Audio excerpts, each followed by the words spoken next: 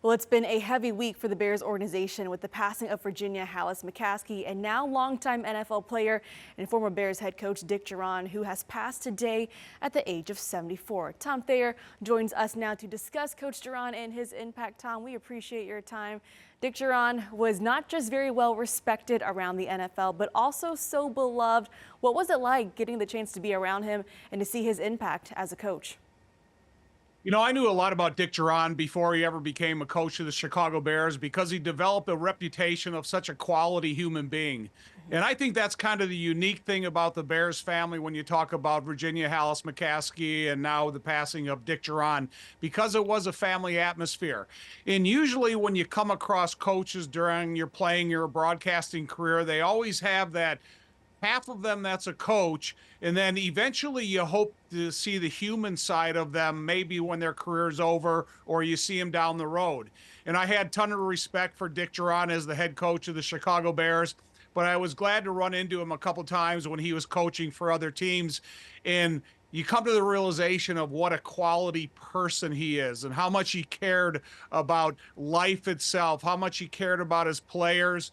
And it was sad to hear the news, but Dick Jauron will always be fondly thought of. Tom, what's a story that you could share with us that embodies who Dick Jauron was? Well, I think the whole transition of his career, because I think when you come out of Yale as a running back, you know, the uncertainty of what was going to become of your career later in life. And then he became a defensive back in the NFL and became one of the best defensive backs in the history of the league. And again, your foundation in a college terms is from Yale. And then he went on to coaching, became a great football coach, and then coach of the year with the Chicago Bears, and then went on to have a successful tenure in the NFL. You know, because I think, and I'm not trying to diminish the Yale Foundation. It's just because when you go to Yale, you really never know what's going to become of your career.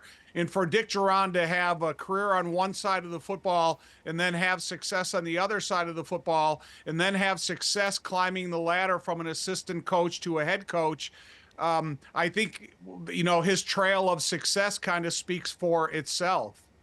I want to talk to you more about his head coaching career. Jauron was the Bears head coach from 1999 to 2003. Let's talk about the 2001 season where the Bears weren't supposed to win as many games as they did. They finished 13-3, won the NFC Central, made the playoffs for the first time since '94. How was he able to put together such a magical season when the odds were stacked against that team?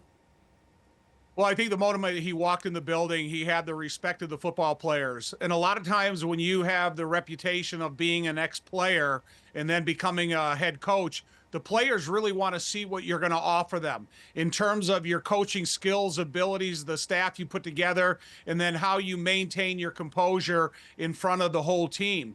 And I think Dick Jauron was a super supportive guy in every aspect of that football team, inside the building. He was the type of guy that had a demeanor of improvement, intelligence, and preparedness. And when you look at what this team was able to accomplish under Dick Jauron, like you said, when they weren't thought to have the greatest of years, Dick Jauron proved them all wrong.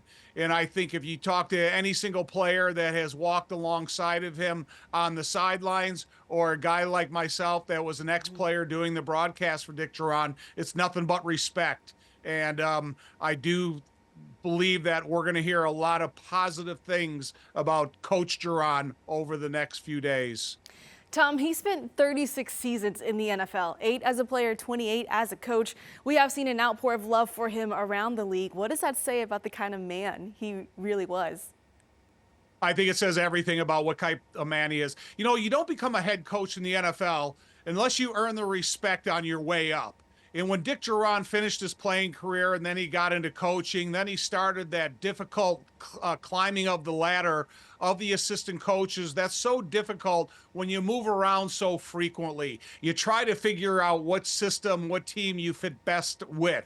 And then all of a sudden you start gaining that respect from the elder coaches, the elder statesmen in the league to say, man, this guy's going to be a heck of a defensive coordinator. This guy has the ability, the personality, and the leadership of men to become a head coach. And I think when you look at his successful landmarks throughout the course of his life, it really says everything about him, that he was, you know, willing to put into the effort to become a first-time coach. Then after he became a first-time coach, there was recognition of his commitment to do what it takes in order to be a great position coach. And then to climb that ladder and have the ultimate reward in the NFL of any ex-player that becomes a football coach to be a head coach and to be successful at it. I think that tells you a lot about Dick Jauron. Tom, you talked about him being a running back at Yale, being a DB in the NFL. What was he like as a player? You know what, the thing about it is, the reason that he was able to succeed as a player in the NFL is because he was such a great athlete. And I do think there's a lot of guys in the NFL that are great athletes and they could play a variety of positions. But sometimes when you're not coming out of a major Division I sports program, they got to kind of figure out what fits you best. Where do you fit best? What position are you most suited for? And if you come out of Yale and you're a talented running back, but they realize that you have the athleticism to make the transition to one of the more difficult positions to play in the NFL, that being defensive back, it was recognized, it was cultivated, and then he proved them right. Well, my final question for you, what did his impact mean to this organization, fan base, and the NFL community as a whole? Just respect, man. The guy got all the respect in the world from everybody inside that building, whether you were front office, you were behind the scenes, you were on the field, you were the equipment, you were the groundskeeper, whatever your role was up at Halas Hall, Dick Jauron would give you all the respect that you deserved. And I think that he got it back from every single person that he rubbed elbows with inside Halas Hall.